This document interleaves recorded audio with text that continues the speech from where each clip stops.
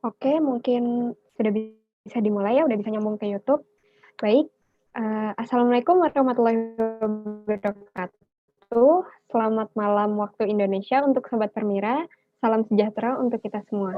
Saya ucapkan selamat datang di acara webinar Permira dengan tema Studi Komparasi Ragam Desa dari Berbagai Negara sebagai bentuk kegiatan pertama dari rangkaian acara Menara Mengabdi untuk Nusantara. Semoga kita semua pada malam hari ini berada dalam kondisi sehat walafiat dan tidak kurang satu apapun. Pertama-tama izinkan saya memperkenalkan diri, nama saya Rara Godwin, saya sedang menempuh pendidikan S1 spesialis di Universitas Transportasi di Rusia. Dan selama kurang lebih 1,5 jam ke depan, saya akan memandu jalannya webinar ini. Dan untuk itu, kami mohon kepada para peserta untuk mendukung kelancaran dan kondusifnya acara ini, agar para peserta dapat mengaktifkan mode mute atau mematikan mikrofonnya dan tidak menginterupsi selama ada pembicara yang sedang menyampaikan materi.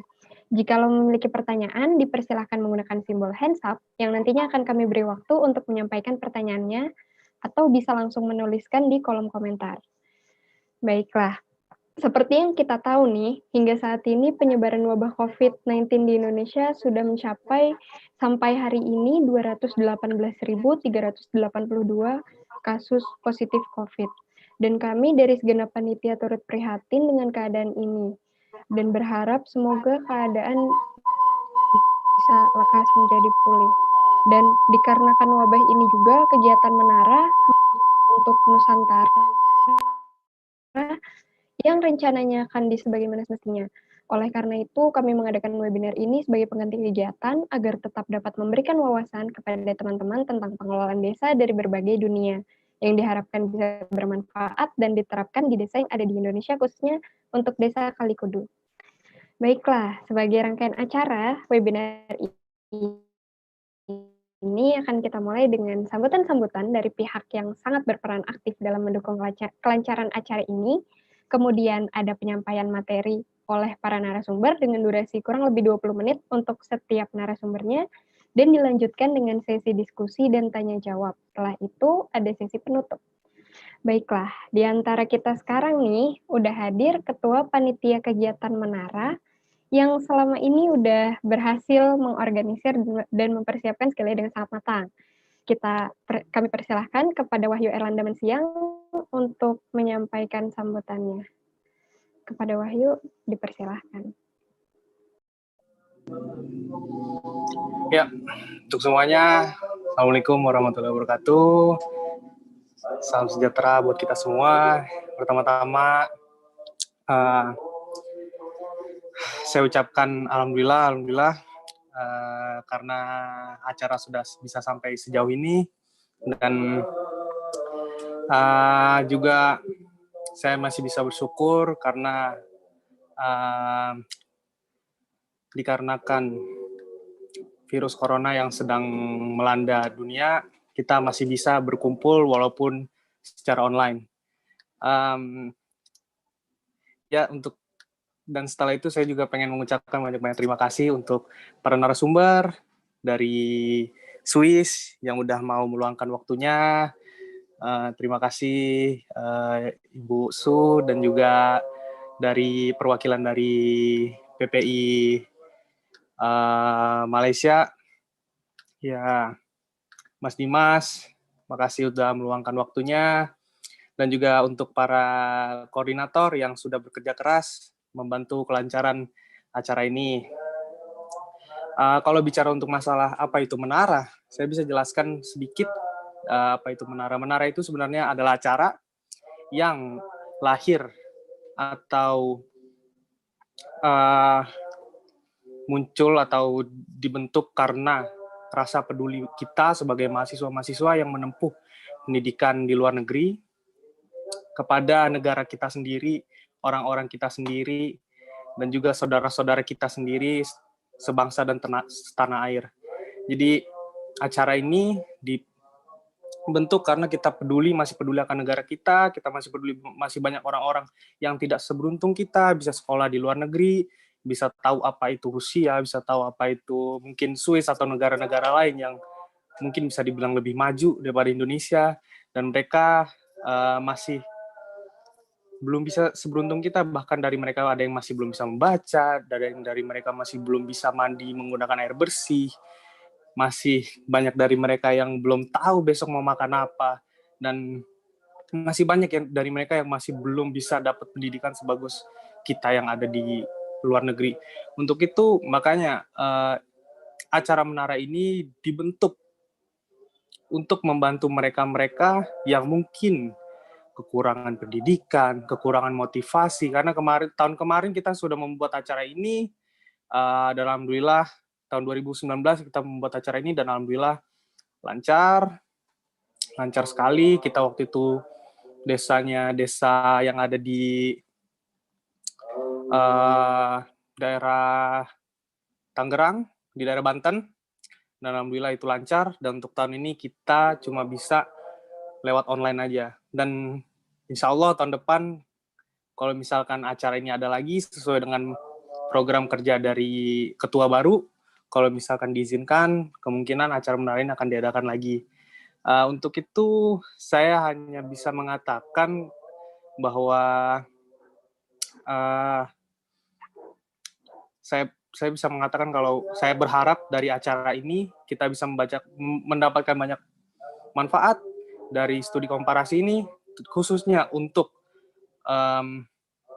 Desa Kalikudu, yaitu desa yang waktu itu kita undi. Sebenarnya ini desa yang menang undian gitu kan. Kita lihat dan kita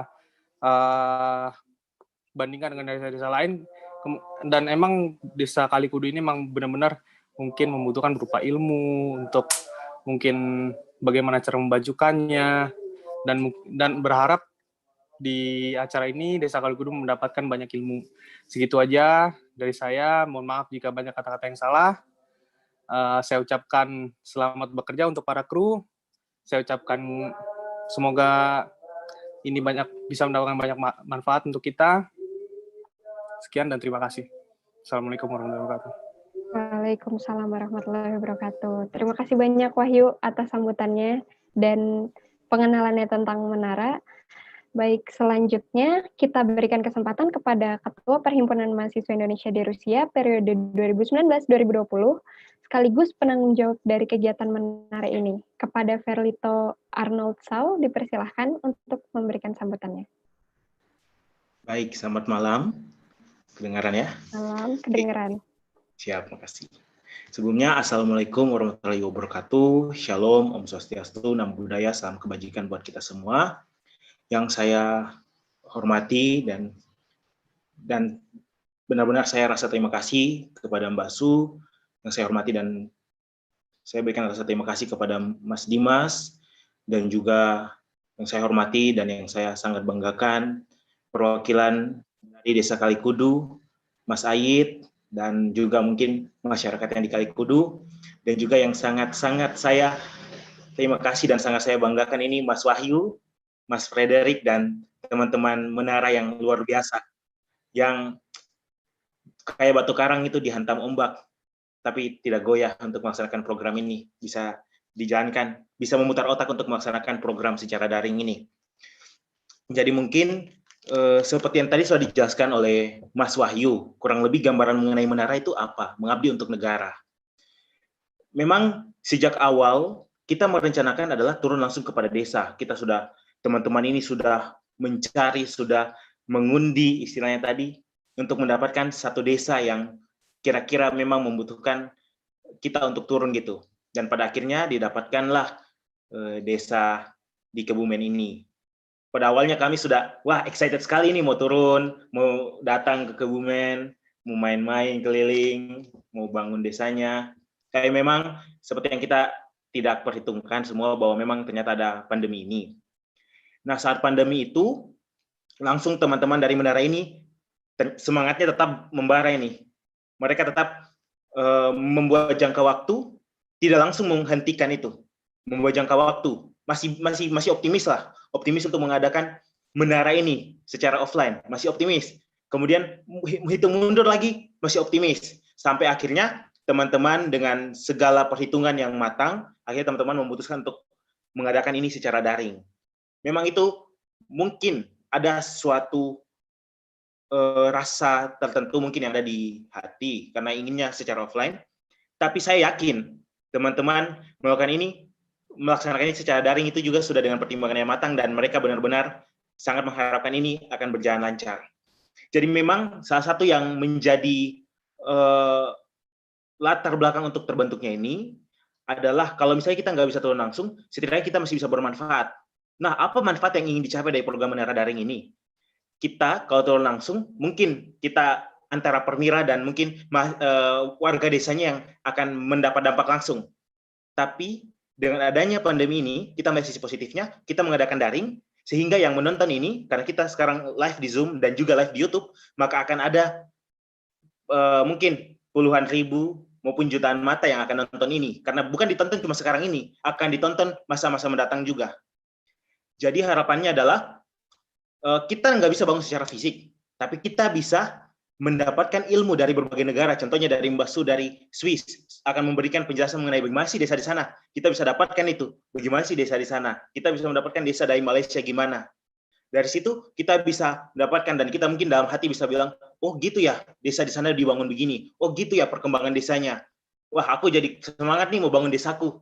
Nah gitu. Itu yang kita usahakan, ayo kita capai bersama-sama. Kalau kita tidak bisa membangun langsung secara fisik, tapi kita bisa menyentuh jutaan kepala, jutaan hati untuk membagikan rasa semangat kita untuk membangun desa kita. Saya rasa itu yang bisa kita laksanakan untuk saat ini ya, karena mungkin bukan untuk program ini saja, tapi saya rasa dimanapun kita berada, dimanapun kita saat ini ada, program apapun yang kita laksanakan, baik secara organisasi maupun secara himpunan dan lain-lain, yang bisa kita lakukan adalah secara daring. Kalau bisa program kita laksanakan, tetap laksanakan dari secara daring, karena dampaknya akan berdampak luas. Itu saja harapan saya. Sekali lagi terima kasih banyak. Semoga pada webinar pertama ini dan rangkaian selanjutnya, akan ada kejutan juga di webinar selanjutnya. Semoga bisa berjalan lancar. Semoga dapat menghasilkan yang terbaik dan semangat teman-teman semua bisa terbangun. Itu saja dari saya. Sekali lagi selamat dan sukses. Semoga dilancarkan. Akhir kata, wassalamualaikum warahmatullahi wabarakatuh. Shalom, Om Swastiastu, Namo Buddhaya, salam kebajikan. Terima kasih. Waalaikumsalam warahmatullahi wabarakatuh. Sambutan yang sangat memotivasi sekali ya dari Ferlito ini. Terima kasih banyak Saudara Ferlito. Selanjutnya kita akan mendengar sambutan dari perwakilan pihak Desa Kalikudu, Kabupaten Kebumen, Provinsi Jawa Tengah. Kepada Bapak Ait Mustafa, kami persilahkan.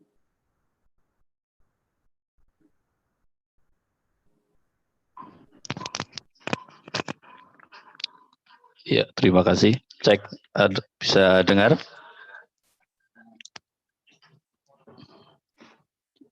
Bisa, Pak. Ya, oke. Selamat malam untuk waktu Indonesia. Assalamualaikum warahmatullahi wabarakatuh. Salam sejahtera untuk kita semua. Yang terhormat Kakak Ketua Permira beserta jajarannya. Yang terhormat kakak-kakak narasumber Program Menara 2020.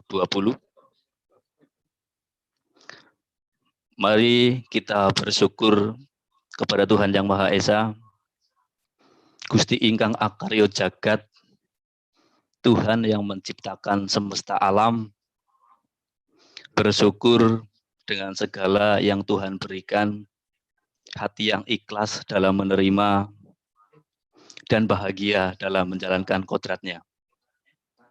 Kami sungguh bahagia dan terima kasih kepada Permira, Perhimpunan Mahasiswa Indonesia di Rusia, yang berdiri sejak Oktober 1998,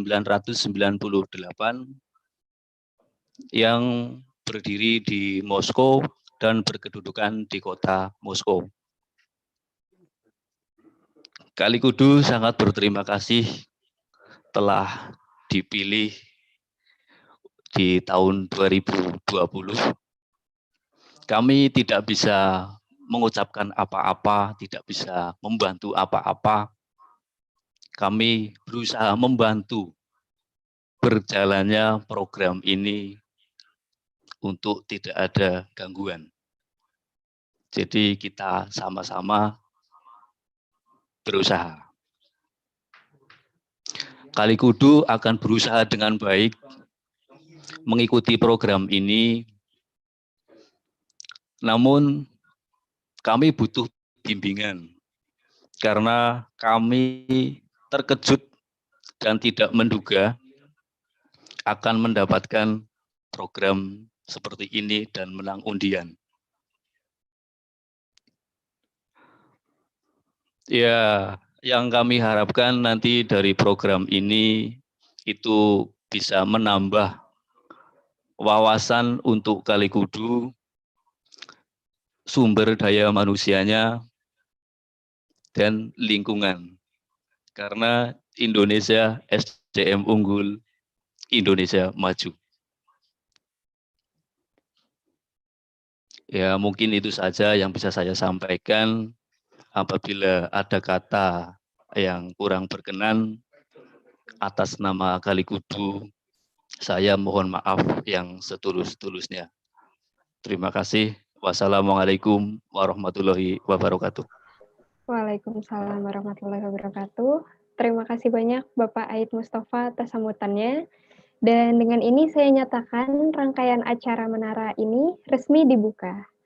Dan sebagai informasi untuk para penonton dan partisipan webinar hari ini, Perdukuhan Kali Kudu atau Desa Kali Kudu terletak di wilayah Desa Kaligending, Kecamatan Karangsambung, Kebumen, Jawa Tengah.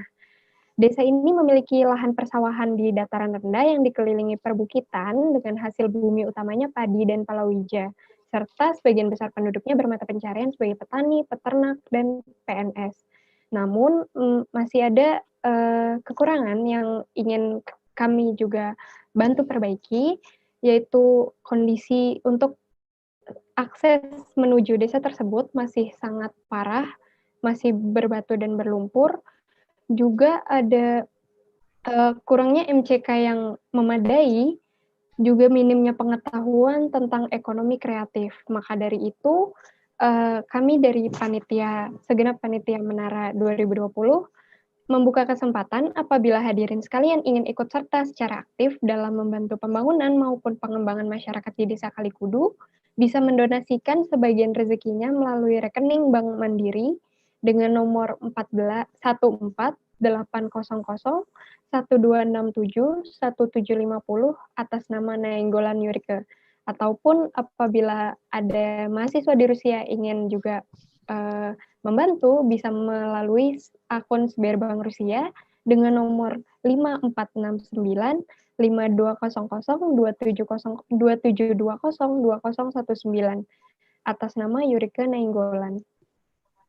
Baik, tanpa basa-basi lagi, insya Allah malam hari ini kita memiliki dua pembicara yang saat ini tinggal di negara yang cukup menarik nih untuk kita ketahui tentang budaya desanya. Yang pertama ada Mbak Su Ponjevic dari Swiss. Selamat sore waktu Swiss, Mbak Su. Selamat sore. Dan ada juga pembicara kita yang kedua, Mas Dimas Fadilah Ramadan dari Malaysia. Selamat malam, Mas Dimas. Selamat malam, Mbak, waktu Malaysia.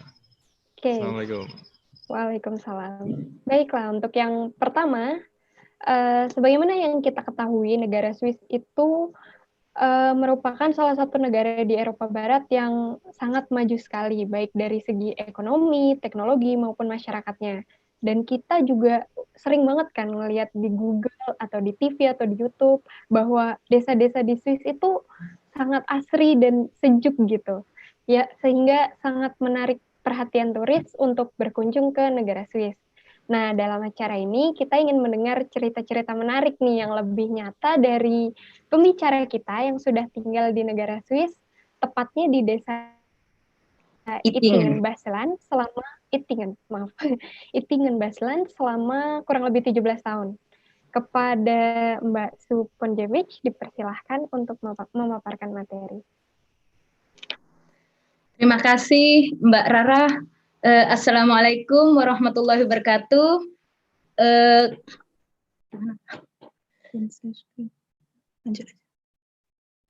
Perkenalkan, nama saya Su.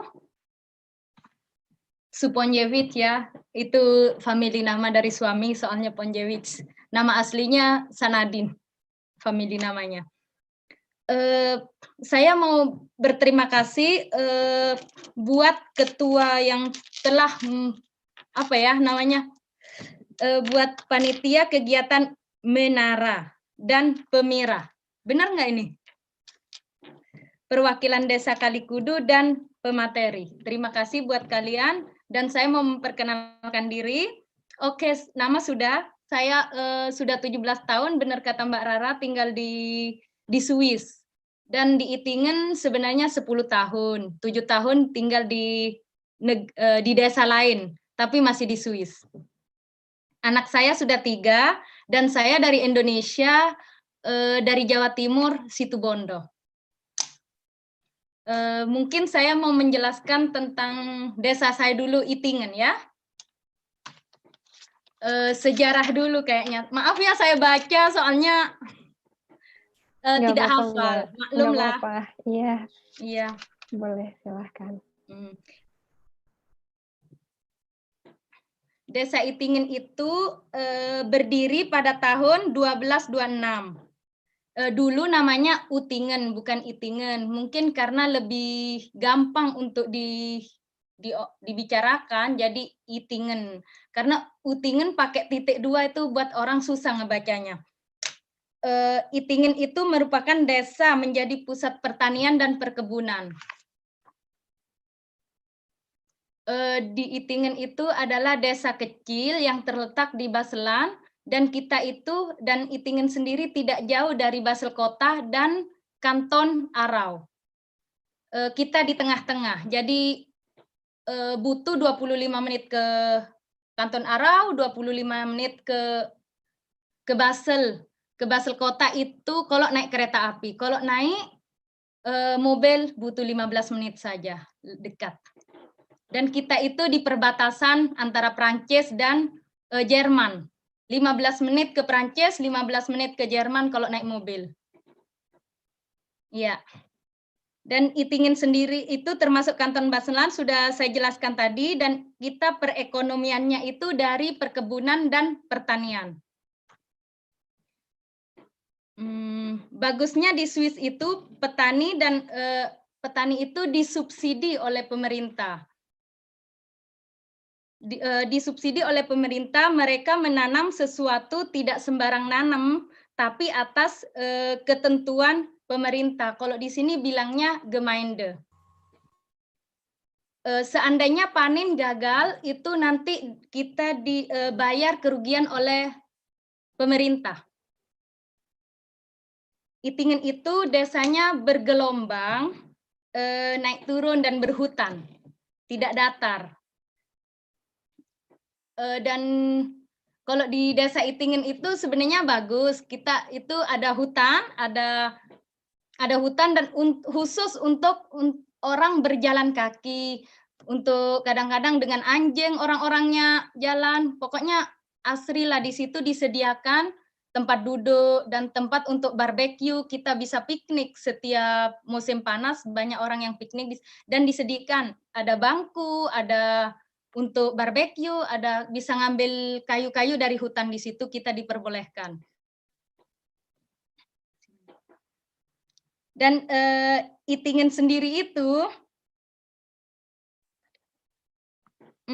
kita itu di Itingen itu sebenarnya walaupun desa kecil, tapi cukup tersedia bahan pangan ya kalau bahasa Indonesianya. Tersedia kebutuhan kayak toko-toko, pasar-pasar tradisional. Kita setiap Sabtu ada pasar tradisional di sini, dan itu menjual hasil dari perkebunan lokal yang sudah ditanam di Itingen. Dan kerajinan tangan lokal kayak menjual roti, menjual kebutuhan makanan lah yang ada di Itingen.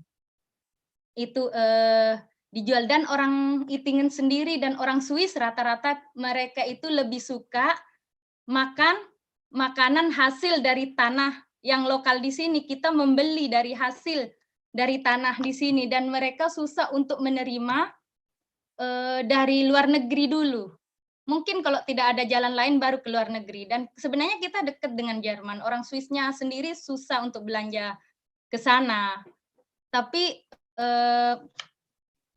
kita itu memang membeli barang yang memang dari desa itu. Jadi uang untuk desa dan kita membantu perekonomian desa juga gitu loh. Jadi di situ kita berkenalan dengan orang-orangnya, bersosial dengan orang-orangnya, dan yang anggap ramah. Orang Swiss sendiri itu kan butuh, apalagi saya sebagai pendatang, itu orang Swiss itu tidak langsung, mereka jaga jarak dengan pendatang. Jaga jarak orang. Mereka tidak langsung komunikasi, mereka harus lihat dulu orangnya bagaimana, dan ramah gitu. Kalau dinilai, oh orang ini baik, baru mereka memulai berkomunikasi. Itu orang-orang Swiss. Swiss ya, tapi yang saya tahu di Ittingen ya, dan di Lausanne dulu pun juga begitu. Dan walaupun kita tinggal di desa kecil, transportasi itu gampang. Kita bisa naik kereta api, dan depan rumah saya pun ada langsung kereta api. Jadi tanpa mobil pun bisa ke sana kemari. Itu oke. Transportasi di Swiss termasuk mahal bagi turis mungkin ya, bagi orang Swiss sih sebenarnya normal. Mahal buat kami pendatang juga. Tapi karena perekonomian di sini memang bilangnya tinggi. Perekonomian di sini emang tinggi, tapi standar dengan pendapatan yang kita dapat sejalan dengan pokoknya ngomongnya gimana ya? Pendapatan di Swiss itu standar gaji dengan kehidupan di sini. Mungkin bagi orang yang tidak tinggal setara lah. Bagi orang yang tidak tinggal di Swiss mungkin mahal. Bagi turis pun mungkin Swiss mahal. Tapi untuk yang sudah tinggal di sini ya standar lah. Karena pendapatan sama pengeluaran sejajar. Tidak mungkin orang Swiss itu menelantarkan rakyatnya. Saya berpikir seperti itu karena, dan suami saya pun kita bercukupan, hidup berkecukupan. Jadi saya tahu gimana itu, dan tidak luksus tapi ya alhamdulillah lah cukup gitu.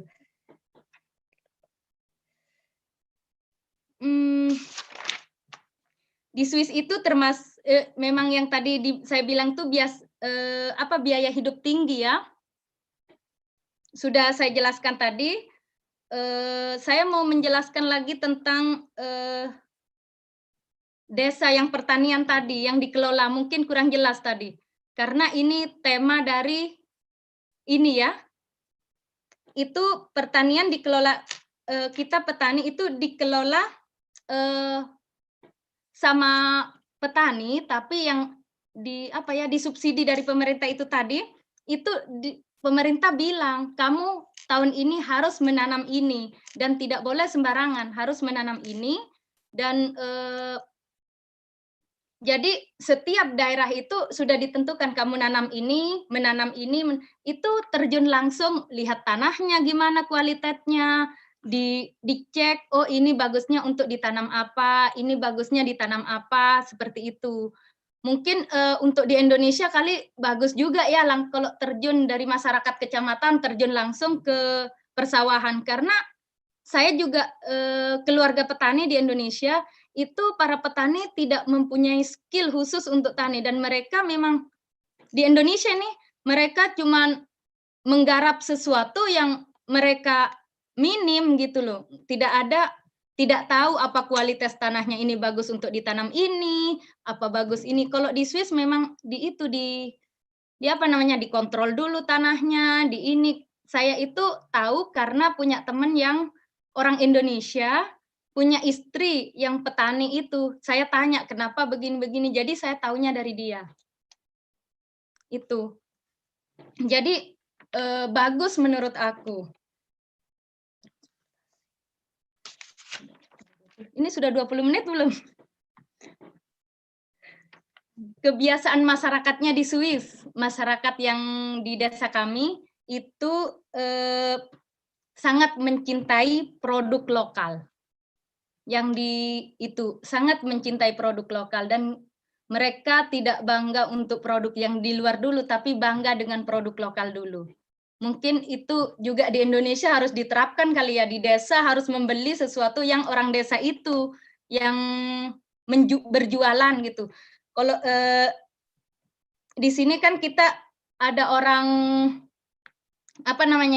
berjualan, jualan roti, jualan apa itu, taruh aja di depan rumah, tinggal dikasih celengan ya kalau bahasa Indonesia, dan dikasih harga itu buah atau apa, mereka ditaruh di depan rumah dikasih harga di meja aja gitu. Jadi kita membeli dengan sistem kejujuran, nggak perlu dijaga itu. Kita ambil itu mungkin kalau di sini pakai franken kan, 2 franken kita masukin aja uang 2 franken di celengan. Saya pernah ngetes suami, kenapa kamu harus bayar? Padahal tidak ketahuan, kata suami. Kalau kamu semua orang berpikiran seperti kamu, itu besok nggak jualan lagi. Kan kita butuh makanan itu, kita butuh itu. Kalau kita tidak jujur dan dia tidak jualan lagi, dan sama-sama membutuhkan, tapi memang kejujuran penting. Kalau di Indonesia mungkin habis ya kali, nggak jualan lagi. Ditaruh depan rumah langsung habis sama celengannya kali. Di sini memang sistem kejujuran. Dan untuk anak-anak dari sejak dini sudah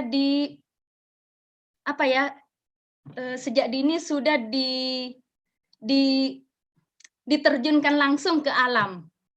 Jadi mengapa di Swiss itu alamnya indah, ininya indah semua, dan anak kecil pun sudah tahu itu, mami ini jangan diambil karena ini dilindungi, kalau mami ambil nanti rusak. Ini anak saya pernah ngajarin seperti itu, karena dia dari TK sudah pergi sama gurunya paling tidak sebulan 2 kali terjun ke lapangan sama gurunya.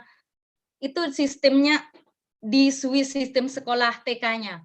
Diterjun langsung untuk ke hutan, mau mainan salju, mau ke kolam renang atau apa, pokoknya yang penting di luar, tidak hanya belajar. Di TK di sini hanya untuk mainan, bukan untuk belajar. Kalau di Indonesia lain, karena saya pernah memasukkan anak saya TK, dia diajari bahasa Inggris, diajari berhitung, dan buat suami yang sudah sekolah di sini, kata suami, nah itu tidak bagus karena anak itu hanya punya waktu untuk belajar dan punya waktu untuk mainan. Jangan sia-siakan permainan anak-anak. Udahlah, masa kanak-kanak itu penting. Nanti kalau sudah besar, udah waktunya kerja ya kerja, belajar ya belajar. Maksudnya suami seperti itu. Oh, saya jadi ngikut lah, walaupun adu argumen. Siapa sih nggak pengen anaknya pinter kan? Belajar. Tapi di sini tidak. Di sini lebih banyak kayak, walaupun di SD itu pelajarannya cuma sedikit, tidak banyak seperti di Indonesia. Itu kayaknya gampang, mudah sekali di sekolahnya itu. Tinggal ngapalin, menurut saya tinggal ngapalin udah gitu loh. Tapi lebih banyak di luar. Kalau cuaca bagus kayak gini, anak-anak di luar, pokoknya di luar. Lihat tanaman, lihat gedung-gedung. Maksudnya di lapangan lah pokoknya. Kalau ke hutan, dia barbeque sama gurunya. Pokoknya kalau cuaca bagus, cuaca dingin juga mainan salju sama gurunya juga, mainan prosotan kayak gitu dengan salju. Pokoknya kata suami, lebih banyak main kalau sekolah di Swiss daripada harus ngejar pelajaran. Dan sistem pelajarannya di sini pun yang menentukan itu guru nanti mau masuk sekolah SMP, kan kalau SMP itu ada 3 macam. Yang satu progim, yang kedua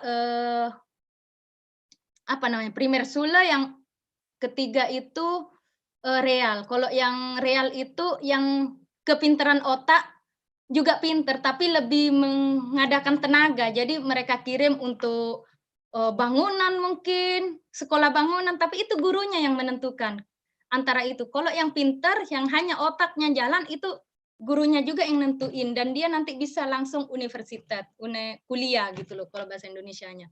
Itu gurunya yang menentuin. Kalau yang tengah itu bisa memilih mau jadi apa, nanti bisa kuliah juga boleh, bisa ngambil kerja juga boleh, tapi kalau yang real itu kalau mau SMA-nya dia boleh kerja sambil sekolah. Memilih tergantung anaknya mau yang mana. Dan pekerjaan di sini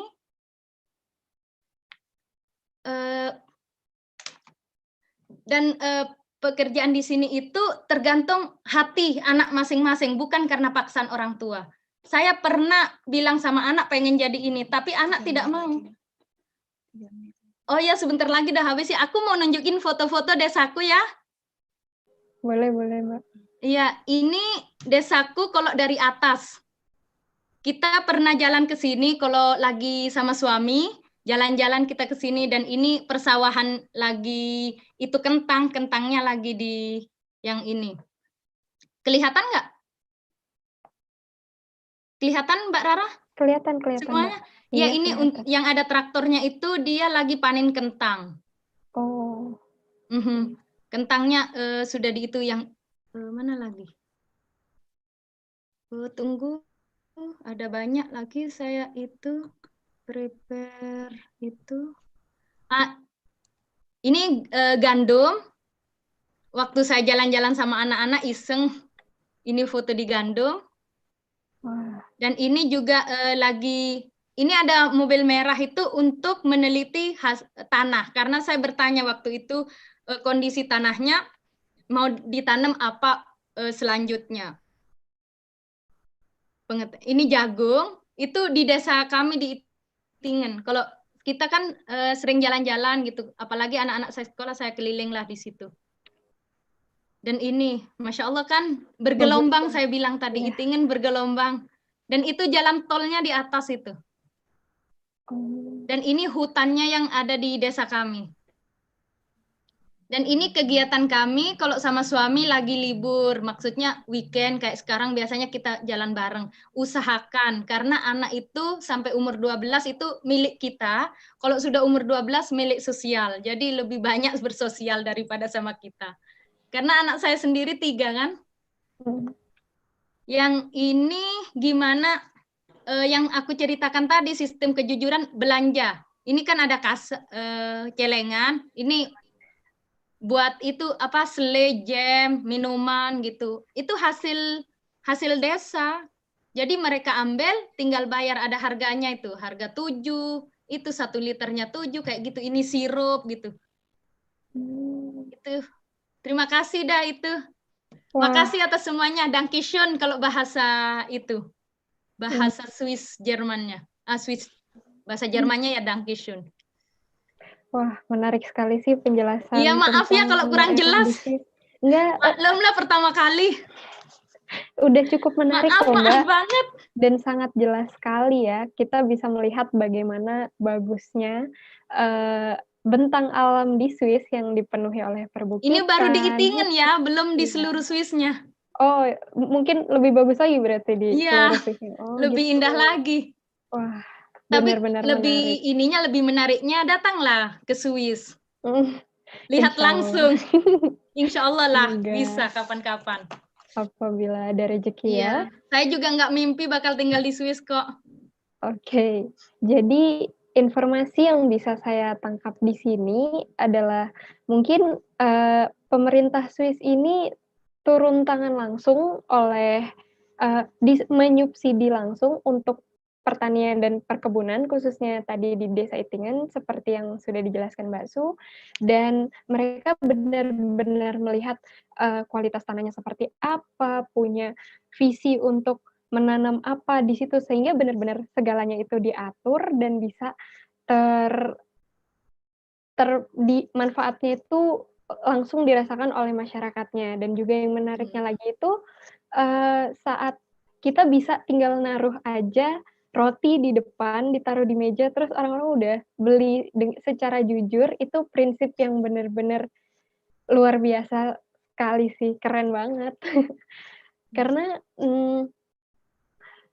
kalau Indonesia misalnya, menurut saya mungkin bisa diajarkan untuk prinsip-prinsip itu kejujuran, lalu menghargai dan mengeksplorasi daerah-daerah yang sekiranya mungkin kita nanti tahu mau ditanami apa, mungkin ke depannya seperti apa.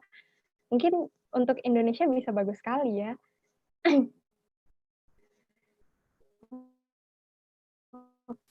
Oke, kalau Maaf, saya mau nambahin kalau di Swiss itu terima kasih sistem banyak untuk disiplin. Mbak Su penjelasannya. Oh, Disiplin disiplin. Iya, itu benar-benar. nomor 1 juga di Swiss. Jujur dan Berarti disiplin. jujur dan disiplin. Oh ya, luar biasa sekali. Mungkin bisa dicontoh untuk kita-kita generasi di masa yang akan datang. Baik, selanjutnya kita bisa berlanjut ke sesi yang kedua. Oh, sebelumnya kembali lagi saya ingatkan apabila hadirin sekalian ingin ikut serta secara aktif dalam membantu pembangunan maupun pengembangan masyarakat di Desa Kalikudu, bisa ada kesempatan untuk mendonasikan sebagian rezekinya melalui rekening Bank Mandiri dengan nomor 14800 1267 1750 atas nama Nainggolan Yurike, atau yang berada di Rusia bisa melalui Sberbank Rusia dengan nomor 5469 5200 2720 2019 atas nama Yurike Nainggolan. Oke, kita bisa lanjut nih ke sesi yang kedua. Seperti yang kita tahu, Malaysia ini kan negara yang satu rumpun dengan Indonesia. Kita memiliki budaya yang hampir mirip, namun juga ada sedikit perbedaan di antara dari antara Indonesia dan Malaysia. Pada kali ini kita ingin mengulik seputar perkembangan dan pemberdayaan desa di Malaysia. Oleh karena itu, kami persilahkan kepada pembicara kita kali ini yang merupakan perwakilan dari PPI Malaysia dan sekarang tinggal di Unity Village, Port Dickson, Malaysia. Kepada Mas Dimas Fadilah, waktu dan tempat dipersilahkan.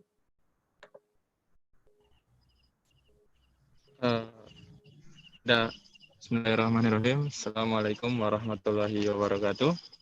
Waalaikumsalam warahmatullahi wabarakatuh. Mungkin Mas Operator bisa share screen. Saya tadi sudah mengirimkan PowerPoint-nya untuk bisa disimak. Bentar.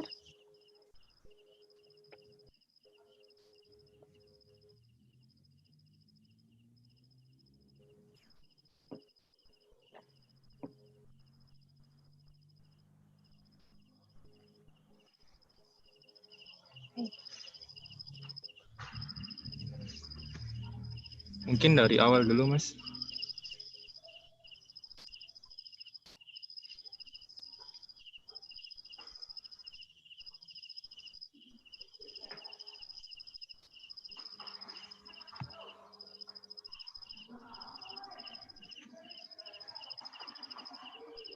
Start dari slide pertama, boleh, Mas?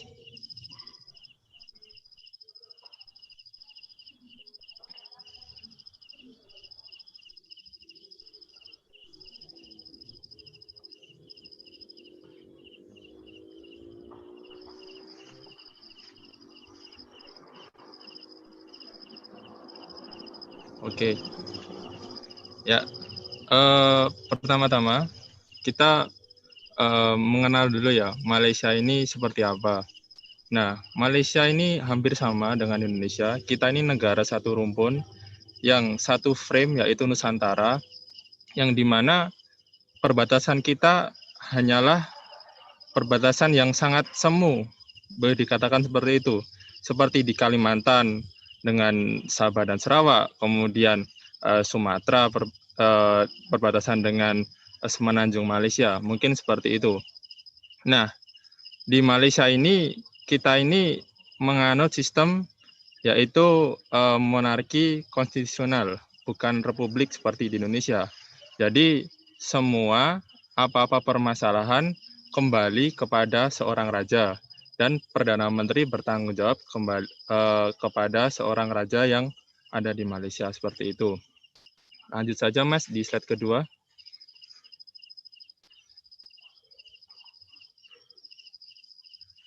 Lanjut di slide kedua. Oke. Jadi untuk teman-teman ketahui ya, sebenarnya Malaysia ini tidak sebesar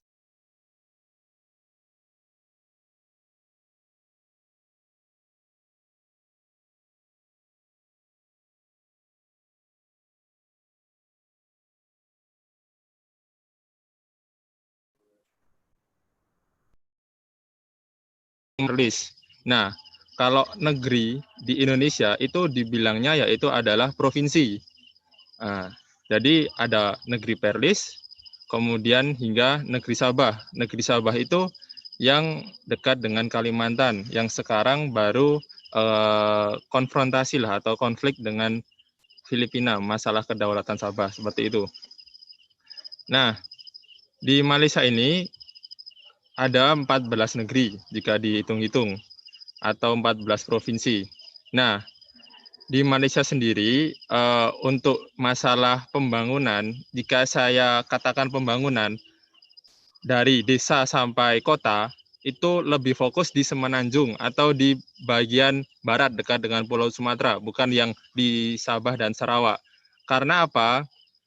Di Semenanjung Malaysia itu adalah daerah yang strategis, yang dimana laluan dagang, kapal-kapal, apa-apa, kemudian pesawat-pesawat itu singgah di Semenanjung seperti itu, karena ada Singapura. Jadi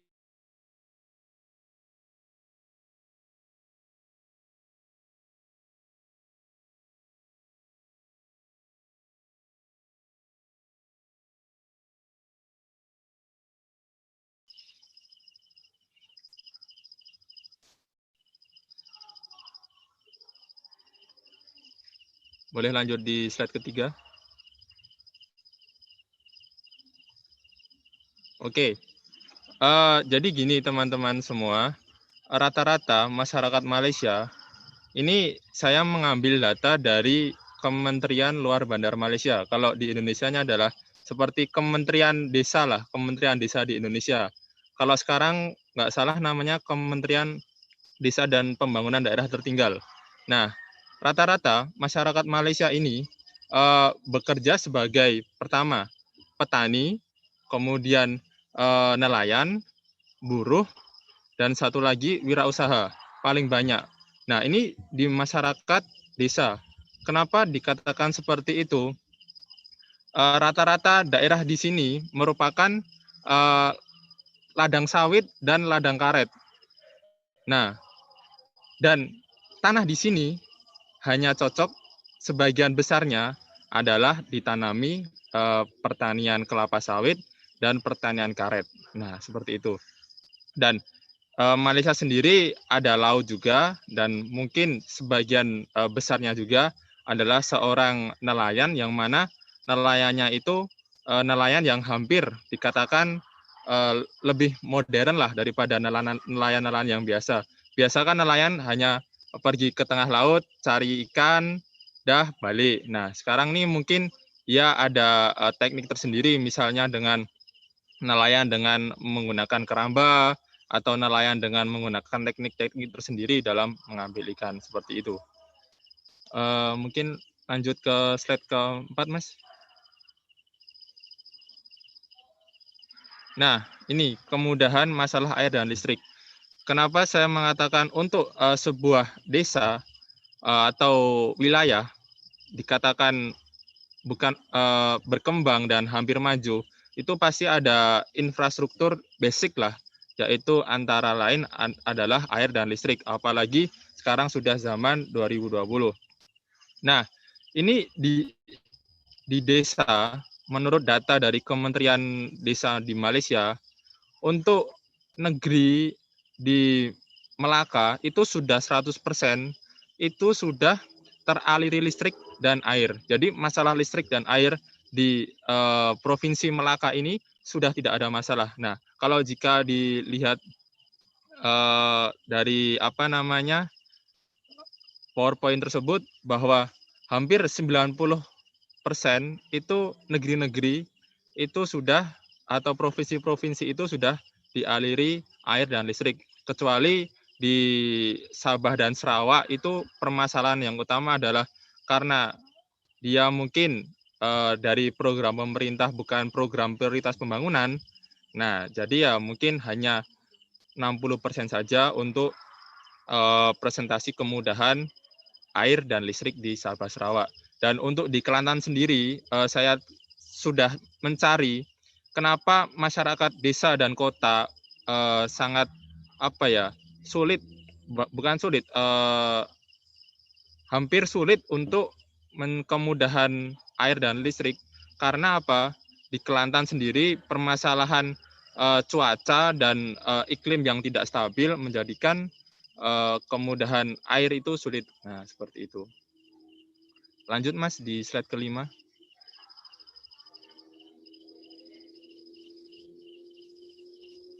Boleh lanjut slide kelima. Oke. Nah, jadi gini teman-teman. Untuk kategori desa dikatakan maju dan berkembang di Malaysia, itu syarat pertama adalah apa? Pertama, infrastruktur. Nah, infrastruktur itu meliputi apa? Pertama, kita basic dulu aja untuk pembangunan. Pertama, jalan. Jalan itu minimal harus sudah diaspal atau minimal sudah nyaman lah untuk dilewati kendaraan seperti mobil, motor, sepeda, dan lain-lain lah. Karena apa? Jalan itu adalah salah satu cara atau alat untuk menghubungkan satu tempat dan tempat lainnya. Ketika jalannya ada, pasti ekonomi itu berputar. Nah, seperti itu. Nah, kemudian adalah tower. Nah, tower ini yang utama ya. Karena apa? Sinyal. Sekarang sudah industri 5.0 atau 5.0 lah dikatakan. Nah, sudah nggak 4.0 lagi. Nah, tower ini kita pun menggunakan HP, menggunakan laptop, pasti membutuhkan sinyal dan membutuhkan tower. Nah, ketika kita membutuhkan HP, pasti kita membutuhkan sinyal dan membutuhkan tower itu sendiri. Nah, seperti itu. Untuk menghubungkan kita dengan orang lain. Nah, seperti itu. Nah, kemudian penerangan. Nah, penerangan itu juga penting. Walaupun mungkin dalam infrastruktur penerangan dikategorikan sebagai opsi ketiga lah daripada yang sebelumnya. Mungkin juga penting juga karena apa? Kalau ada penerangan pasti kita enak gitu loh untuk melewati jalan, dan kalau ada penerangan pasti tingkat kriminal itu pasti akan menurun seperti itu. Lanjut slide ke-6 Mas.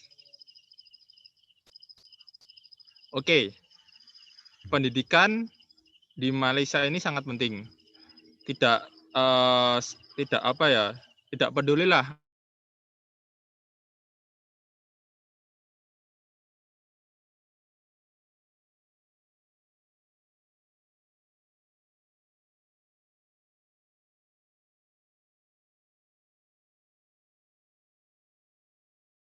usianya dengan membangun fasilitas pendidikan. Nah, ini contoh adalah bangunan. Ini saya mengambil gambar. Ini bangunan sekolah menengah. Jadi di Malaysia ini anggarannya ini benar-benar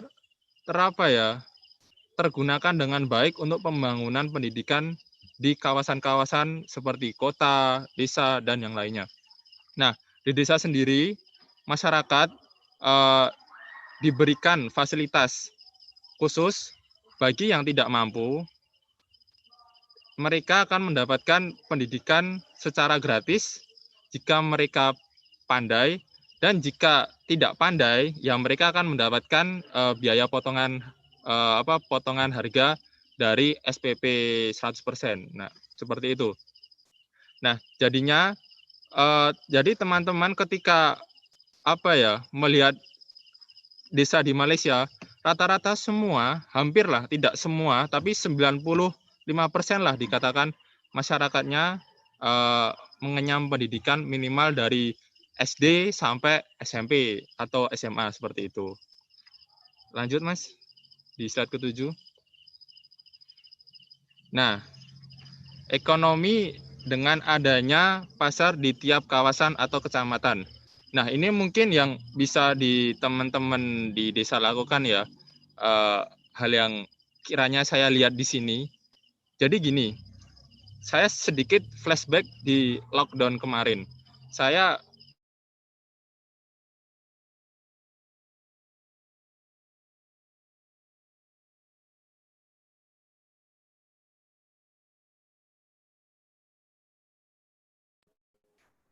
Mohon maaf, ekonomi Mas negara. Dimas.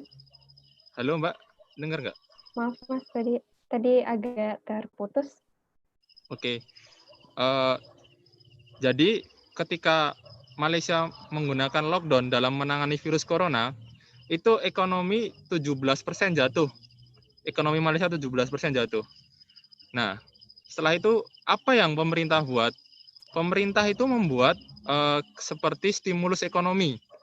Jadi setiap keluarga dikasih, kalau nggak salah, jika dirupiahkan ya, itu sebesar hampir satu keluarga itu hampir 2,5 juta lah, 2,5 juta sampai 3 juta untuk memenuhi kebutuhan ketika lockdown ini selama 1,5 bulan, hampir 2 bulan. Nah, gunanya apa? Gunanya untuk membeli barang-barang ekonomi ketika lockdown itu. Nah, masyarakat yang jualan silahkan berjualan menggunakan aktivitas ekonominya. Tapi masyarakat yang tidak jualan itu suruh di lockdown semua di rumah. Nah, gunanya apa? Ketika kita membeli barang tetangga kita, barang di dekat rumah kita, itu apa? Ekonomi itu berputar. Nah, jadi ekonomi di dalam negeri sendiri, di dalam kawasan sendiri itu masih hidup gitu loh, nggak mati. Nah, itu yang mungkin bisa diterapkan di Indonesia, bahwa ketika kita membeli barang di tempat teman kita, barang di kerabat kita, sebenarnya kita tuh bukan bukan malu atau gimana, itu cuma ya ini sekedar untuk makan aja, teman kita tuh jualan untuk makan, dah seperti itu. Biar ekonominya biar ekonominya hidup, seperti itu. Kalau kita misal sekarang kan ada tren juga kan, misalnya kita gengsi lah beli ke teman sendiri, atau kita gengsi beli ke barang tetangga kita. Nah, itu sebenarnya hal-hal yang harus dikurangi buat teman-teman di Indonesia sendiri. Karena apa? Bahwa kalau kita membeli barang di tetangga kita, sebenarnya itu adalah membantu ekonomi di kawasan kita, seperti itu. Lanjut, Mbak, di slide ke-8. Oke, kemudian kesehatan. Kesehatan ini yang paling penting, nggak basic lah untuk kehidupan. Nah, di setiap kawasan di Malaysia ini ada salah satu klinik lah. Kalau di Indonesia sudah ada puskesmas, sudah diterapkan. Nah, untuk kalau nggak salah setiap orang itu wajib, misalnya warga situ ya, warga setempat itu penyakit apa aja bayarnya RM1 atau 3.500 lah kalau dikurskan. Nah, jadi kemudahan kesehatan di sini alhamdulillah kalau saya lihat sudah merata. Nah, seperti itu. Lanjut di slide 9. Oke. Saya akan menjelaskan faktor yang mempengaruhi desa ini berkembang. Desa di Malaysia ini berkembang. Pertama, dukungan pemerintah dalam birokrasi. Birokrasi ini sangat penting untuk teman-teman ketahui. Jadi kalau di Indonesia kan ada dari RT, RW, kelurahan, kecamatan, habis itu naik ke kota, kota naik provinsi. Nah, kalau di sini enggak, ternyata di sini langsung. Jadi dari di sini kampung itu kayak kelurahan atau kecamatan gitu, Mbak. Jadi langsung ke kampung atau kelurahan kecamatan, langsung ke kota gitu loh, Mbak. Jadi birokrasinya nggak terlalu banyak gitu loh. Nah, kemudian untuk anggarannya itu langsung turun dari pemerintah kabupaten atau kota, seperti itu. Nah, jadi mungkin kalau di sini sistemnya cocok seperti itu ya, mungkin cocok. Kalau di Indonesia diterapin seperti itu ya mungkin nggak tahu juga cocok atau enggak. Nah, lanjut kemudian infrastruktur yang hampir merata di setiap wilayah di Malaysia.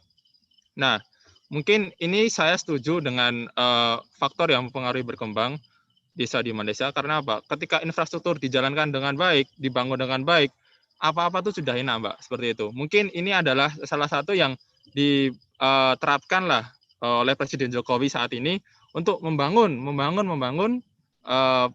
infrastruktur di mana-mana tempat, pelabuhan, desa, jalan tol, dan lain-lain lah. Jadi ketika jalannya dibangun, aktivitas yang lainnya seperti ekonomi, pendidikan, itu akan dimudahkan lah, seperti itu. Kemudian berpartisipasinya pihak swasta dalam masalah pembangunan. Nah, gini Mbak, jadi saya jelaskan pihak swasta ini benar-benar mungkin turun tangan lah, andil, kerjasama terhadap masyarakat. Contoh ketika di sini penghasilan utama masyarakat adalah seperti tadi saya jelaskan ada pertanian, nah ladang sawit dan ladang karet. Nah, jadi ketika dibangun ladang sawit, biasanya masyarakat bingung kerja apa. Nah, kalau udah lahannya di lahan yang biasanya dulu kerja sekarang jadi ladang sawit, udah nggak ada. Nah, kalau di Malaysia ini sekarang ladang sawitnya itu di pekerjanya bekerja di ladang sawit. Nah, jadi ada simbiosis mutualisme antara pihak swasta dan pihak masyarakat. Seperti itu, Mbak. Yang terpenting dengan gaji yang telah disetujui seperti itu sih, Mbak. Kemudian tadi yang saya cakap bantuan paket stimulus ekonomi dari pemerintah. Jadi di sini kalau maaf ya, boleh dikatakan sorry to say, kalau di Malaysia sendiri kemarin ketika lockdown aja, para pelajar aja dikasih uang kalau nggak salah 200 ringgit, kalau di rupiah 700.000. Kemudian free internet ketika lockdown, dan hingga sekarang pun masih ada free internet 1 giga, seperti itu. Kemudian tiap keluarga tadi saya sudah katakan hampir 3 juta rupiah untuk kebutuhan mereka ketika lockdown. Dan itu untuk menyetipulus ekonomi dan untuk menggerakkan ekonomi masyarakat sekitar. Seperti itu sih, Mbak. Lanjut di slide 10. Mungkin ini yang terakhir. Oke, ini kesimpulan saya, Mbak ya. Kita tidak bisa bandingkan apple to apple antara Indonesia dan Malaysia. Karena yang pertama, wilayah Indonesia ini yang sangat besar. Dan kemudian GDP kita yang tidak terlalu besar daripada negara ini. Dan apalagi ditambah demografi Indonesia yang hampir 275 juta orang, dan Malaysia sendiri jika dibandingkan hanya 32 juta orang, dengan rasio pengangguran 4,9%. Nah, seperti itu sih, Mbak. Mungkin itu dari saya. Apabila ada salah dan atau bantahan, mungkin boleh disanggah. Kalau ada yang ditanyakan, mungkin boleh ditanyakan. Seperti itu sih, Mbak. Terima kasih. Baik, terima kasih banyak Mas Dimas Fadilah atas penyampaian materinya. Yang dapat saya simpulkan di sini, salah satu yang penting untuk mendukung faktor kemajuan desa itu adalah infrastruktur. Ya, berarti jika jalanan baik, listrik dan air juga baik, otomatis desa itu secara langsung juga ikut maju dan berkembang. Juga hal kedua adalah tentang pergerakan ekonomi. Jadi pemerintah memberikan bantuan adalah salah satu upaya juga untuk menjaga kestabilan perputaran ekonomi di dalam negara tersebut. Cukup menarik dan sama ya seperti di Swiss, berarti masyarakatnya membeli produk lokal gitu. Jadi saling bantu-membantu, support satu sama lain gitu ya. Oke, kalau gitu kita udah dengerin 2 materi nih, 2 penjelasan tentang desa dari Swiss dan dari Malaysia, dan sangat menarik sekali. Banyak hal yang dapat kita terapkan mungkin di kedepannya. Dan selanjutnya ada sesi diskusi dan tanya jawab. Untuk kesempatan pertama kami persilahkan kepada panelis dari pihak Desa Kalikudu untuk memberikan pertanyaan mengenai materi yang telah disampaikan.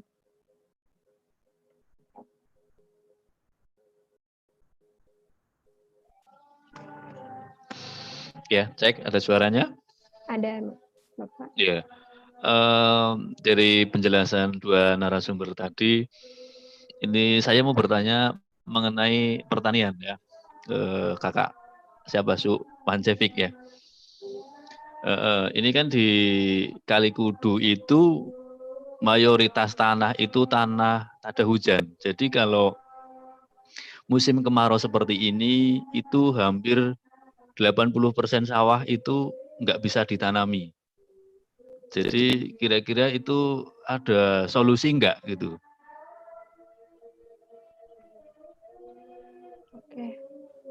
Mungkin kepada Mbak Su bisa menjawab langsung.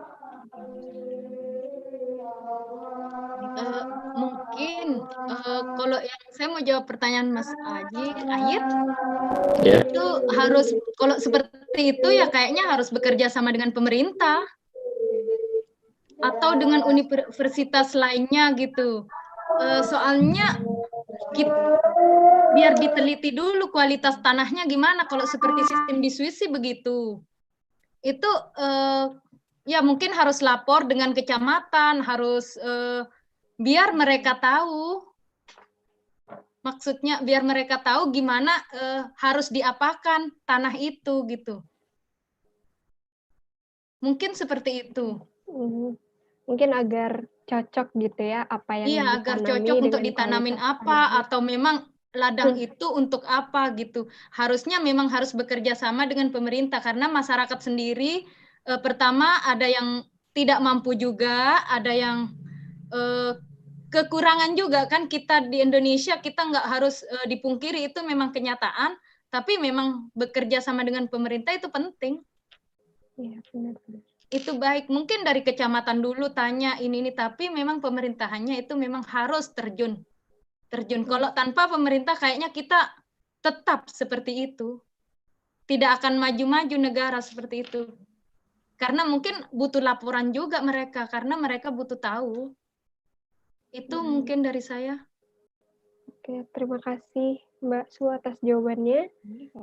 Apakah pihak panelis ingin menambahkan sesuatu lagi atau ingin memberikan pertanyaan lagi, Bapak Ayit?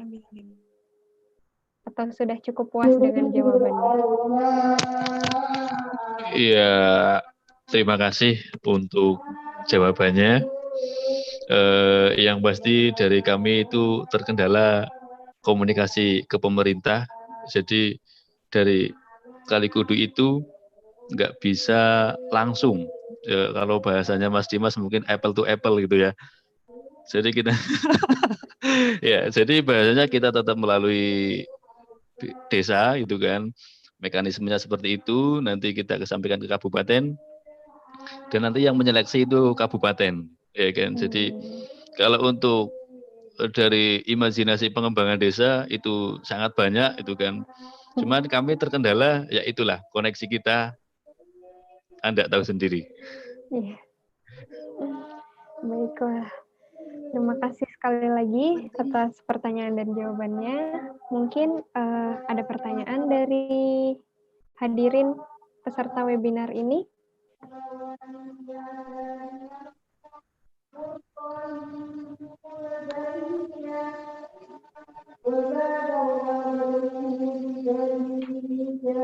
Mungkin bisa dilihat kolom komentar.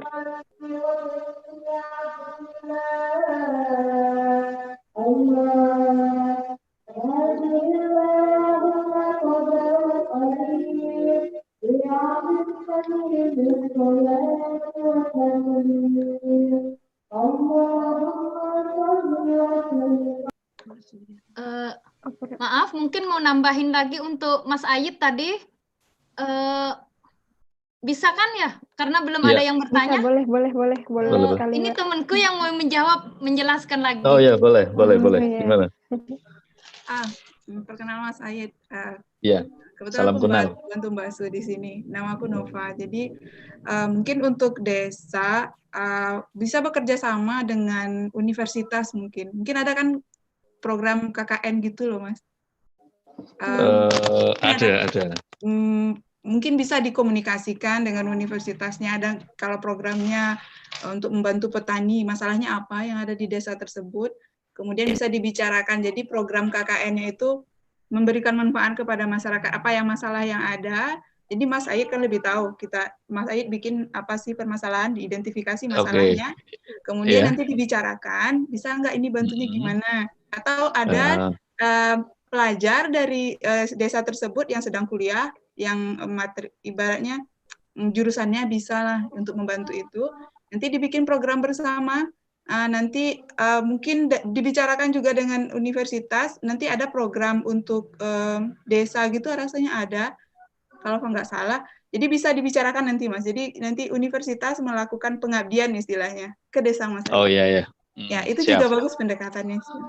Ya, jadi kan lebih dekat kalau universitas dan mahasiswa biasanya geraknya lebih garcep, gerakannya lebih cepat gitu kan Mas. Ya, insya Allah semoga bisa membantu gitu. Amin, amin, amin. Ya, terima kasih. Wah, luar biasa sekali. Izin bertanya dong. Boleh. Silahkan, Wahyu.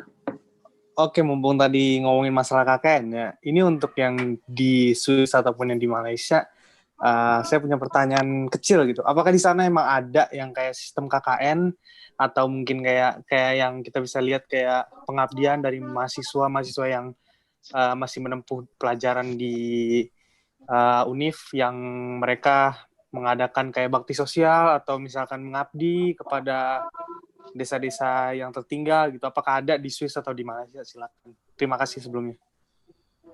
Baik. Terima kasih Wahyu pertanyaannya. Mungkin ini bisa dijawab dua-duanya ya. Berarti kita persilahkan kepada Mas Dimas dulu untuk menjawab. Oke, saya mau menjawab dari pertanyaan Mas Wahyu. Kalau di Malaysia sendiri, itu KKN, itu kalau saya lihatnya ya Mbak ya, KKN untuk mahasiswa-mahasiswa di sini, itu nggak ada Mbak. Dan bahkan kalau boleh dikatakan untuk golongan pelajar atau institusi pendidikan yang turun langsung ke lapangan untuk masalah sosial, itu malah dari Persatuan Pelajar Indonesia Malaysia sendiri. Seperti itu. Contoh, PPIM mengajar, ada di Sungai Buloh seperti itu, di Selangor. Kemudian PPM berbagi, di mana di tempat-tempat yang membutuhkan seperti itu. Dan biasanya untuk masalah sosial-sosial di masyarakat, itu sudah tercover dengan pemerintah seperti itu loh Mbak. Jadi kalau biasanya untuk bakti-bakti sosial itu biasanya dilakukan oleh bukan institusi pendidikan, bukan seperti universitas, tapi seperti kayak lembaga-lembaga seperti itulah.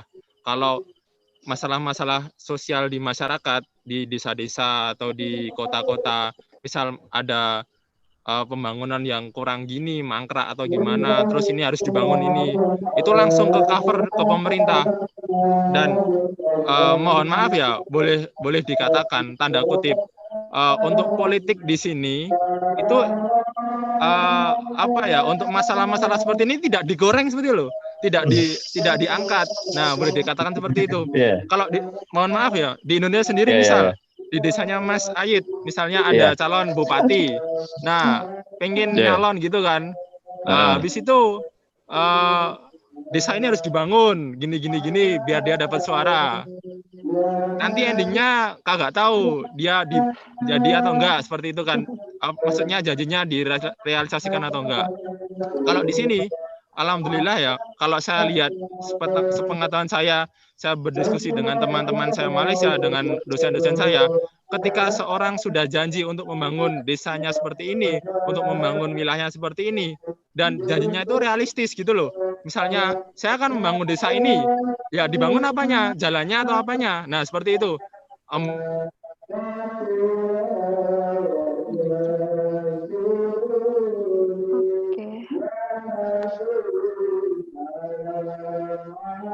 Mas Dimas,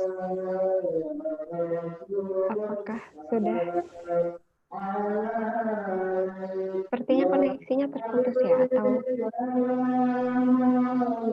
Halo Mas Dimas. Halo Mbak, dengar suara saya? Iya, dengar. Ada. Mungkin seperti itu sih Mbak dari saya.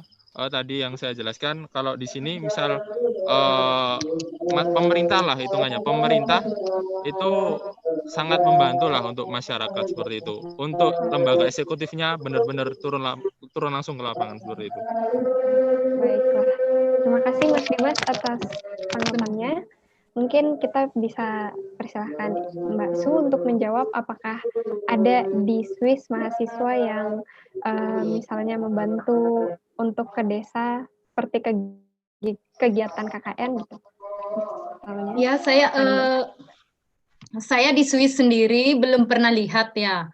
yang KKN turun langsung ke ini, ke pertanian kayak gitu. Karena tadi saya kan sudah bilang kalau sudah anak mau masuk SMP itu sudah diambil jurusan, karena yang orang pengen jadi petani itu di sini sepertinya warisan dari orang tua pertama ya. Mereka itu, dan mereka itu sekolah memang untuk itu, untuk memperbaiki pertanian, karena tidak semua di Swiss tuh orangnya petani gitu. Enggak semua di Swiss tuh petani, karena yang petani yang punya lahan tuh rata-rata warisan. Dan mereka sekolah untuk itu. Jadi mereka tahu, oh harus begini, dan dibantu pemerintah itu di sini. Jadi kalau ini belum pernah lihat. Oh gitu. Ya. Mungkin saya salah, saya tidak tahu dan kurang luas ya. Tapi memang tidak lihat. Tidak apa-apa. Yang di desa pun saya tidak lihat. Oh gitu. Ya, mungkin Iya. juga desa di sana udah cukup ini ya, cukup makmur gitu, sehingga peran dari pemerintah saja sudah cukup untuk Benar. mensejahterakan desanya. Benar begitu ya. Baiklah. Terima kasih Mbak Su atas tanggapannya. Di Zoom ada yang mau bertanya nih. Dari Aibo, silahkan boleh dinyalakan mikrofon atau videonya. Tanya. Halo, tes. Tes, iya. Iya, Terdengar. terima kasih atas kesempatannya yang diberikan.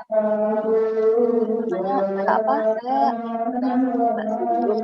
Mohon maaf. Ya, silakan. Suaranya jelas? Jelas. Nah, jadi gini, Mbak Su pengen tanya dong, pengen tahu juga. Kan kalau misalnya di Swiss itu dia setiap tahun itu ada tanaman, maksudnya yang misalnya di daerah situ ada yang ditanamin gitu, maksudnya ada tanaman khusus yang mau ditanamin. Nah, apakah itu setiap tahun akan berbeda yang ditanamkan, atau tanaman yang ditanam, atau ya itu setiap tahun sama gitu. Nah, terus juga mau nanya, kalau misalnya selain pertanian, ada nggak kayak misalnya kayak beternak di sana yang biasanya yang familiar itu apa gitu, yang untuk beternak kalau misalnya di kota Itingen itu. Nah, boleh nanya lagi, itu tadi pertanyaan buat Mbak Su. Terus kalau misalnya untuk pertanyaan buat Kak Dimas, ini Kak, saya mau nanya, kalau misalnya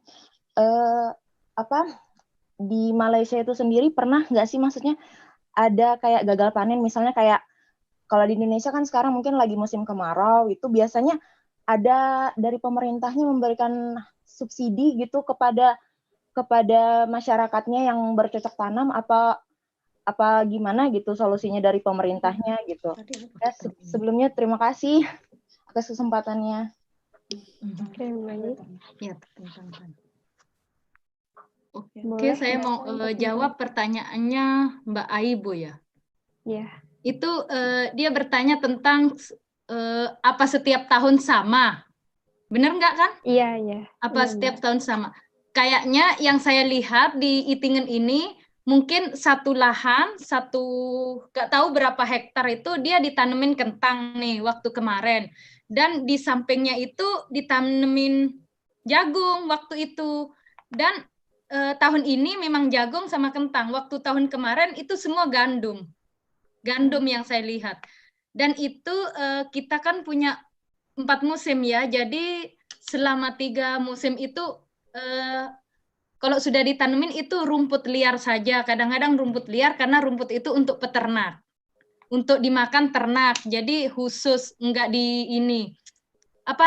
ditebang nanti itunya, bahasaku kacau maaf ya, rumputnya ditebang jadi digulung-gulung untuk di musim dingin untuk peternak itu. Jadi ditanemin sekarang, kalau sudah panen mereka ngebiarin untuk tahun ini, ngebiarin tumbuh rumput, dan tahun depannya mungkin gandum lagi. Karena tahun ini kentang sama jagung saya lihat.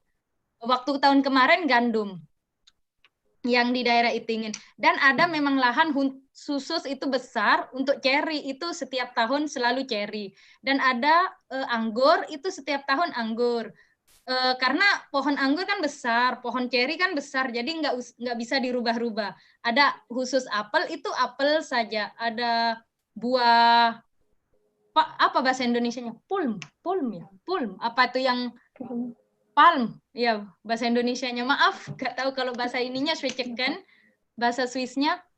Itu ada, memang sudah ada batang itu tiap tahun dibiarin. Tapi kalau di sini juga ada peternak sapi, kuda, sama domba. Kalau peternak sapi itu yang tadi ada lahan kosong itu yang rumputnya dibiarin, itu sapinya dikeluarin ditaruh di situ. Dan itu susu kan, sapi menghasilkan susu, dan susu itu sudah dijual ke toko ini, dibeli toko ini, tapi dia melalui pemerintah mengebelinya. Dan memang dijual rendah mungkin, tapi tidak pernah rugi karena pemerintah ikut andil di situ gitu. Untuk apa, sudah jelas jawabanku atau gimana, Mbak Aibo? Jelas Mbak Su, makasih banyak. Jadi punya gambaran ada juga. Lagi kan? mungkin. Iya. Ya, mungkin dipersilakan kepada Mas Dimas untuk menjawab pertanyaan dari Aibo. Oke, Mbak. Mbak Aibo, jadi gini, rata-rata di sini itu adalah tanaman yang kiranya untuk rugi itu diminimalisir. Nah, contoh di Malaysia sendiri, ini kan hampir sama kan dengan iklim di Sumatera dan Kalimantan. Nah, tadi saya sudah bilang, rata-rata hampir semua perkebunan di sini adalah perkebunan sawit dan perkebunan karet. Jadi ketika sawit dan karet di musim hujan dan di musim panas, itu rata-rata dia bisa hidup dan berkembang dengan baik, apalagi di iklim tropis seperti di Asia Tenggara seperti ini. Dan untuk kerugian, saya rasa mungkin kalau ada mungkin ya, kalau dari sepengetahuan saya, mungkin kerugiannya ketika tanaman sawit itu gagal panen disebabkan hama, kemudian tanaman karet gagal panen itu disebabkan oleh hama seperti babi, kemudian hama-hama virus tanaman, seperti itu sih Mbak kalau dari pengetahuan saya. Dan untuk pemerintah sendiri apakah mensupport ketika pertanian itu gagal? Nah, mungkin kalau sepengetahuan saya tidak tahu ya, karena saya tidak bisa menjawab iya atau tidak, karena saya belum pernah menemukan kejadian seperti itu sih Mbak di sini. Dan rata-rata perkebunan di sini adalah milik swasta yang dimana rata-rata penduduknya bekerja di situ. Seperti itu sih Mbak. Baik, terima kasih Mas Dimas atas jawabannya. Mungkin kita beralih ke pertanyaan selanjutnya dari YouTube. Ada satu dari Fasyeh, apakah ada upaya dari pemerintah untuk meningkatkan keaktifan masyarakat dalam mendukung pembangunan infrastruktur desa? Mungkin dari Mbak Su boleh menjawab dahulu. Dipersilahkan.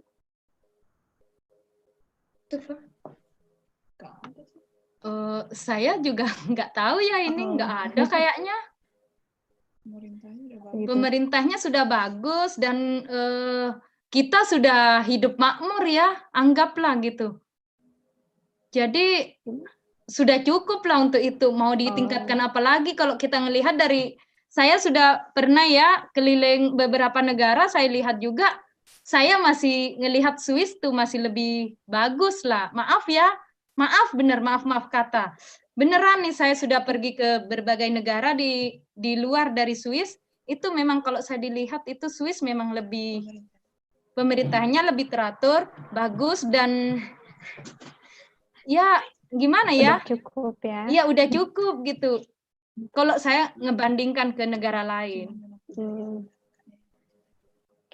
Karena mungkin karena budaya Indonesia, budaya Swissnya itu masyarakat lokalnya mencintai produk lokal, mungkin seperti itu. Jadi makanya maju gitu loh di sini. Oke, baiklah. Mungkin itu. Ya, terima kasih jawabannya Mbak Su. Kepada Mas Dimas dipersilahkan juga untuk menjawab pertanyaan yang pertama.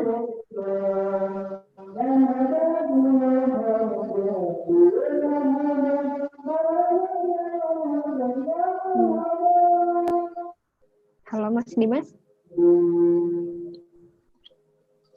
Dengar suara? Dengar? Jadi gini, Mbak. Misalnya kalau dikatakan apa ya, ada kesadaran atau enggak sih? Menurut saya masyarakat itu sebenarnya ada sadar. Tinggal pemerintahnya aja sih gimana. Mau nggak turun tangan. Jadi untuk membangun sebuah apa ya, infrastruktur yang baik, itu harus ada sinergitas antara pemerintah dengan masyarakat. Kalau masyarakatnya baik, pemerintahnya enggak, sama aja. Kalau pemerintahnya baik, masyarakatnya yang diajak cuma diem aja, nggak ada apa-apa, ya sama aja. Jadi butuh kerjasama yang baik antara pemerintah dengan masyarakat. Seperti itu sih, Mbak, kalau dari saya lihat. Jadi ketika semua berkolaborasi dengan baik, insya Allah hasilnya akan menjadi baik. Seperti itu sih, Mbak, dari saya. Oke, terima kasih banyak Mas Dimas untuk jawabannya. Oke, ada lagi nih satu pertanyaan lagi dari Anisha. Apakah perbedaan musim di Swiss juga mempengaruhi sistem perekonomian di desa? Kepada Mbak Su, dipersilahkan. Maaf Mbak, bisa diulangin karena nggak dengar ada suara di Oh ya, mohon maaf. Apakah perbedaan musim di Swiss juga mempengaruhi sistem perekonomian di desa? Oh, saya pikir tidak. Kita tidak ada bedanya sih, mau musim dingin, mau musim ini, kayaknya selalu sama dan selalu ada. Maksudnya sesuatu yang kita butuhin selalu ada, tapi nggak ada kayaknya. Sama aja. Apalagi lockdown ini kita nggak ada, ekonomi mungkin menurun, tapi Swiss masih tidak total lockdown, jadi suamiku masih 100% kerja. Oke, Buat berarti itu sepanjang tahun sama. semua ya. Mungkin makin meningkat kali. Berjalan ya. Oke, baik. Saya rasa sudah. Boleh bertanya kepada Mas Dimas? Boleh nggak? Boleh silahkan Mas Said. Ini mau bertanya apa ya, untuk kalau dari informasi yang tadi Kak Dimas ceritakan itu kan di Malaysia ya pola pikir SDM warganya sudah ya bisa dibilang jempolan gitu ya. Kira-kira untuk meningkatkan sumber daya manusianya dari Mas Dimas pribadi itu ada tips-tips khusus enggak gitu? Ya mungkin itu cukup. Baik, kepada Mas Dimas dipersilahkan untuk menjawab. Oke Mas, saya akan menjawab ya Mas. Sebenarnya gini Mas, dikatakan bukan jempolan sih Mas. Mau diajak enggak sih sebenarnya? Itu kan sebenarnya, ya kan Mas? Kalau dikatakan jempolan enggak, hampir sama. Indonesia dengan Malaysia ini sama, dikatakan seperti itu. Kuncinya itu satu Mas, ada enggak tokoh yang kiranya bisa menggerakkan semua.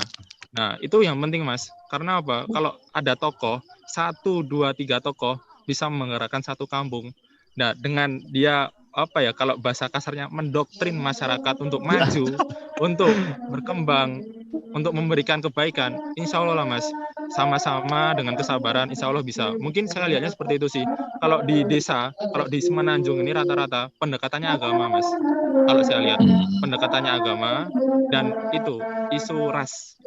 Nah, ras itu yang diutamakan. Itu nanti bisa lah Mas pendekatannya seperti itu. Nah, mungkin kalau di Indonesia ya mungkin saya kurang tahu ya Mas. Mungkin kalau boleh dikatakan jalan praktisnya itu ya politik itu Mas kalau saya lihatnya. Nah, seperti itu sih Mas. Iya. Oke. Terima. Tanggapan dari saya sih Mas. Ya, terima kasih. Baik, terima kasih banyak Mas Dimas atas jawabannya. Ini diskusi yang cukup menarik ya, banyak hal-hal baru yang kita dapatkan dari segala pertanyaan dan informasi yang telah dipaparkan oleh narasumber. Tidak terasa kita udah hampir sampai nih di penghujung acara webinar kali ini. Untuk sesi penutupan, kami persilahkan kemudian para narasumber untuk dapat memberikan pesan penutup ataupun saran-saran yang sekiranya bisa bermanfaat untuk desa di Indonesia agar dapat membangun lebih baik lagi desanya dan mungkin bisa diterapkan. Kepada kepada Mbak Su bisa dipersilahkan untuk menyampaikan pesan penutup. Ya, saya mau nambahin sedikit.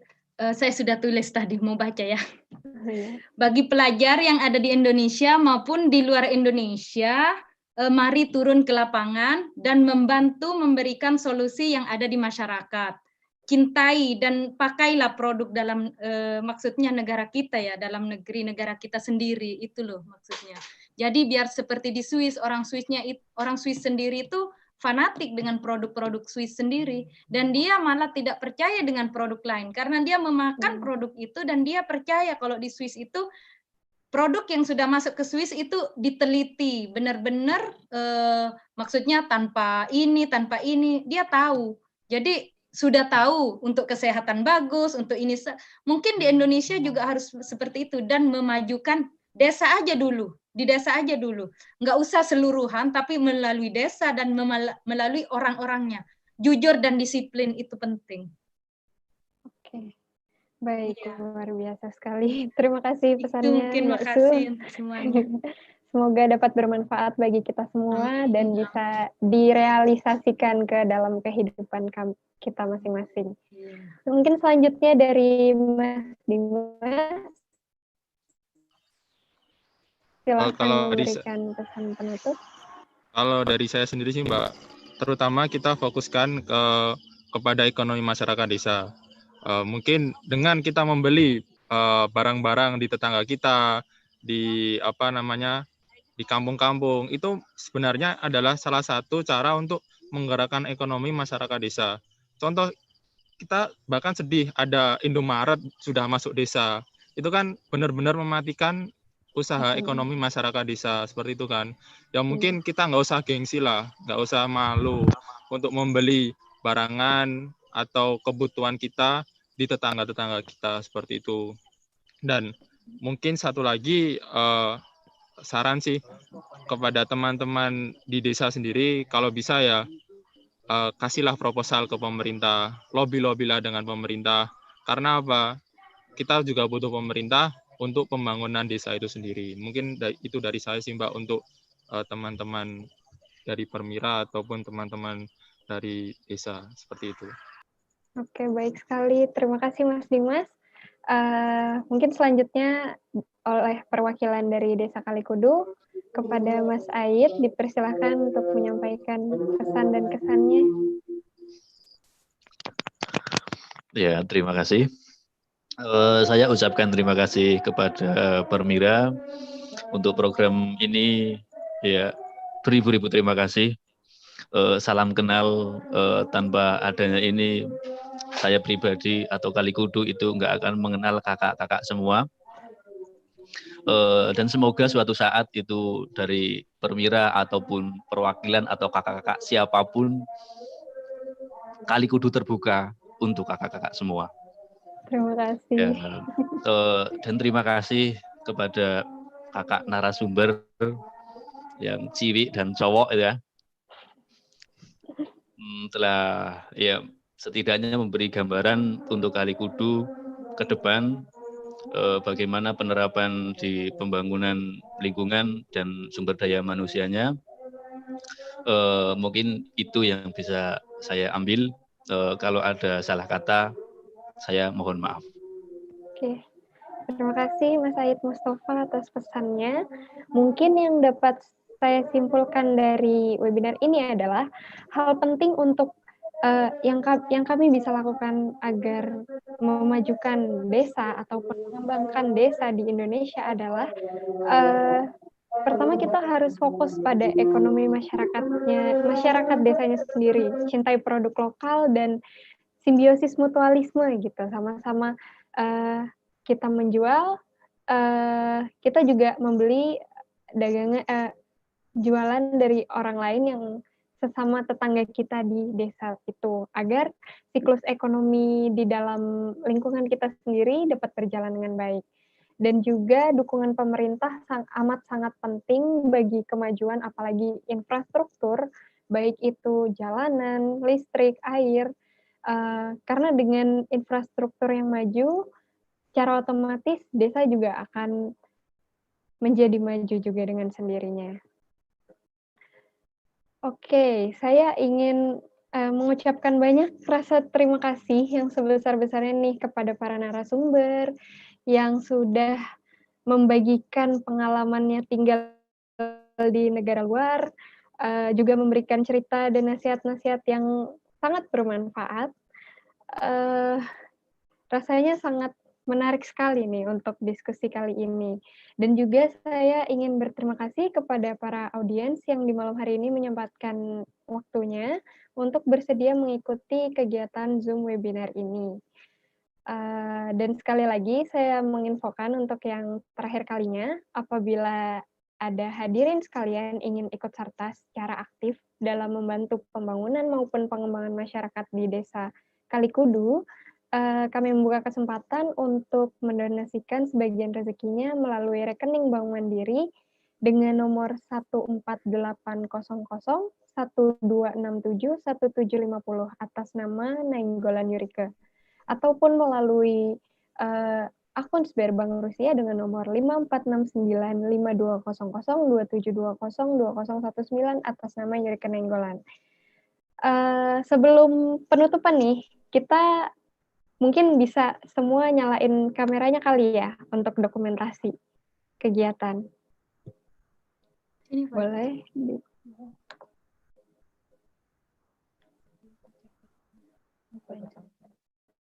Siapa nih? Oke, udah ready? Mantap. Ini baik. Oke. Oh, ada yang baru. Sip. Baiklah, sudah sampai kita di penghujung acara. Untuk teman-teman hadirin sekalian, jangan lupa untuk follow akun Permira di Instagram @permiraofficial atau subscribe YouTube channel Permira Pusat untuk informasi webinar selanjutnya. Karena kegiatan kita tidak hanya hari ini, masih ada rangkaian-rangkaian kegiatan lagi yang nanti akan kami informasikan melalui akun sosial media Permira. Semoga ke depannya kita dapat menyerap informasi yang bermanfaat dari pengelolaan desa di luar negeri dan bisa menerapkannya untuk desa-desa di Indonesia. Mungkin kurang lebihnya mohon maaf, saya Rara Godwin undur pamit dari live webinar ini. Assalamualaikum warahmatullahi wabarakatuh. Salam perhimpunan. Terima kasih semuanya. Terima kasih Mbak Sud, terima kasih Mas Dimas. Terima kasih untuk semuanya. Terima kasih juga buat Assalamualaikum. Pak Air. Nanti guys. Ya, sama-sama. Terutama jodoh guys. Tapi maaf, aku punyanya luar negeri nih.